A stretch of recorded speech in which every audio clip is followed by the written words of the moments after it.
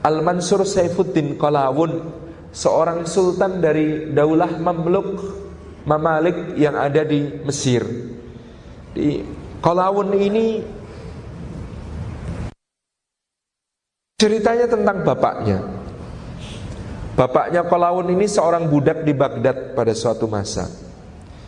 Ketika menjadi budak di Baghdad, bapaknya Qalawun ini di hari Jumat, di mana hari Jumat itu libur bagi para budak, dia rajin bekerja. Untuk apa? Supaya bisa mengumpulkan uang untuk menebus dirinya kepada tuannya. Dia bekerja terus kumpul uangnya, lalu dia menghadap tuannya, "Tuan, saya sudah punya sekian banyak uang. Apakah Tuan berkenan mengambil uang itu dengan imbalan membebaskan saya?" Kata tuannya, "Masya Allah, kamu ingin membebaskan dirimu dengan harga ini. Oh, kamu bayar aja separuh, sisanya uangmu ini kamu pakai untuk modal hidupmu." "Siap Tuan, terima kasih." Lalu dia pun menikah dengan seorang wanita. Lalu istrinya pun mengandung. Istrinya mengandung, akhirnya dia punya anak. Ketika tuntas istrinya menyusui anaknya, istrinya ini sakit kemudian meninggal. Maka anaknya yang diberi nama Qalawun ini kemudian dia besarkan dengan penuh kasih sayang. Satu hari dia berkata kepada anaknya, "Nak, menjadi manusia merdeka adalah impian ayahmu sejak dulu. Ayahmu ini tidak ingin menjadi budak. Hidup sebagai budak berarti kita ini hanya separuh manusia. Maka jadilah manusia yang merdeka, nak. Dan manusia yang paling merdeka adalah manusia yang bisa memilih bahkan bagaimana caranya dia akan mati, mempersembahkan nyawanya untuk Allah Subhanahu wa ta'ala, nak. Maka nak, orang yang mati yang terbaik, yang paling merdeka, tidak perlu nanti melewati yaumil hisab, tidak perlu amalnya ditimbang-timbang oleh Allah, adalah orang-orang yang mati sebagai syahid, sebagai orang yang gugur berjuang di jalan Allah. Maka ayo nak, kita ke pasar." "Mau apa ayah?" kata anaknya. "Nak, kita akan beli kuda terbaik." "Untuk apa nak?" "Supaya nanti kalau kita berjuang di jalan Allah, dengan kuda terbaik itu kita persembahkan hidup kita kepada Allah." Maka kemudian dia beli kuda. Kita tahu harga kuda yang bagus itu mahal. Maka ketika pulang beli kuda, ayah dan anak ini dijibir oleh para tetangga. Gak tahu diri, orang miskin kok beli kuda. Itu pasti ngabisin tabungan itu. Aduh. Mau dipelihara di mana itu kudanya? Sok-sokan, cibiran di mana-mana. Nak, sabar nak, jangan ikuti apa kata orang selama yang engkau cari ridhonya Allah. Udah jangan perhatikan apa kata orang, selama yang kamu cari adalah ridhonya Allah. Akhirnya kuda itu dipelihara, dikasih makan dengan baik gitu ya. Kadang-kadang dipijitin, dikasih minum, Masya Allah. Sepekan kemudian kandang kudanya jebol, kudanya hilang, lepas. Maka para tetangga lebih hebat lagi dalam mencibir. Kuwapok gitu. Rasain, makanya jadi orang jangan sok-sokan. Orang miskin kok pelihara kuda gitu.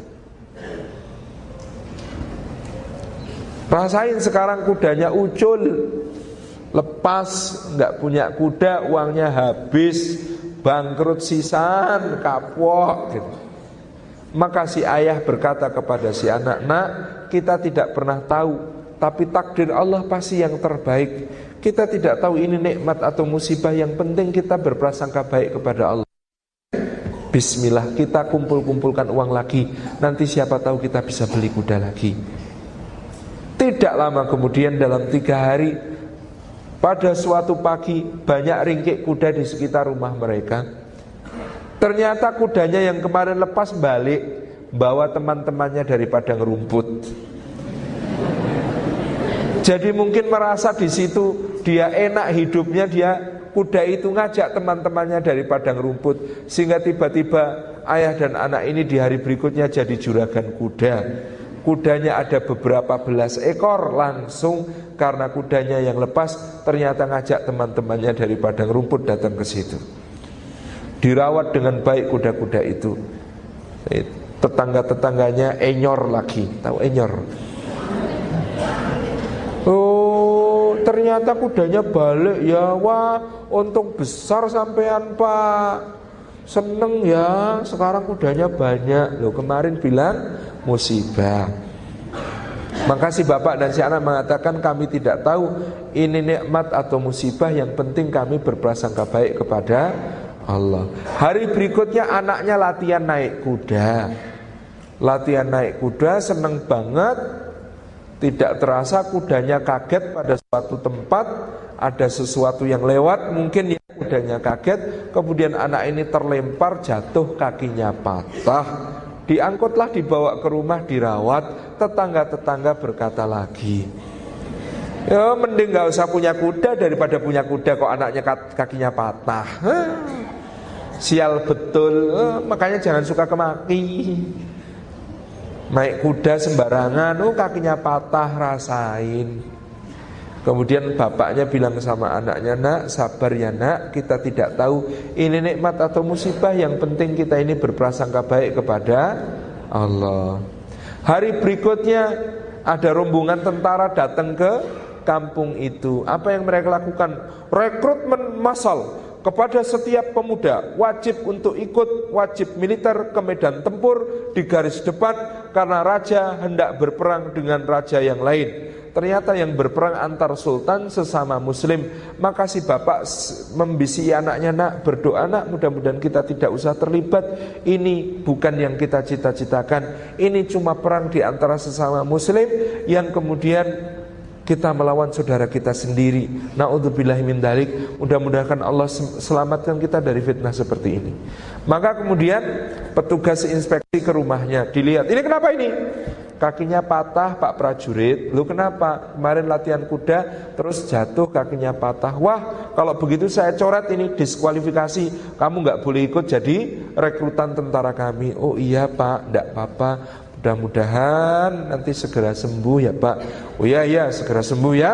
Oke, berarti saya coret ya, rumah ini gak ada yang saya bawa. Bapaknya juga ngerawat anaknya, gak bisa berangkat. Oke. Sementara anak-anak tetangga yang pemuda-pemuda yang ganteng-ganteng, yang gagah-gagah, semuanya diangkut oleh pasukan itu untuk ditempatkan di garis depan. Maka tetangga-tetangga datang ke rumah itu, kamu beruntung ya nak, untung kakimu patah. Jadi kamu gak kena wajib militer. Lah kami, anak-anak kami pada sehat-sehat, tapi diambili sama tentara. Celaka kami ini. Kata si bapak dan si anak, tenang Pak, kita tidak tahu ini nikmat atau musibah, yang penting kita sangka baik kepada Allah. Bulan berikutnya ketika si anak mulai bisa berjalan lagi, datang kabar semua pemuda kampung itu yang ditarik ke garis depan, yang ditempatkan di garis depan, mati. Maka seluruh kampung nangis-nangis kecuali rumah itu. Si bapak dan si anak menghibur bapak-bapak dan ibu-ibu yang kehilangan anaknya dan berkata, kita tidak tahu ini nikmat atau musibah, yang penting kita berprasangka baik kepada Allah. Di saat berikutnya tahun 1253 menjelang, maka terjadi penyerbuan pasukan Tartar, pasukan Mongol dari arah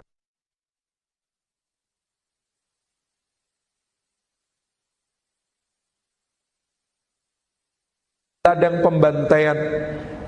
Sungai Tigris berubah warnanya menjadi hitam dan merah. Hitam karena buku-buku yang dilemparkan dari perpustakaan Baghdad ke dalam sungai, tintanya lepas dari kertas dan menjadi merah karena darah orang-orang yang dibantai oleh pasukan Mongol ketika itu.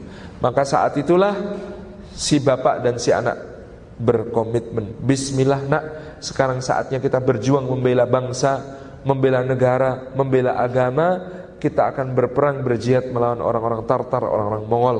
Maka mereka bergabung di bawah kesatuan Saifuddin Muzaffar Qutus yang berperang melawan pasukan Tartar di Ain Jalut dan mengalami kemenangan. Tapi qadarullah, si bapak gugur, si anak ditangkap musuh, jadi dijual sebagai budak. Dijual sebagai budak.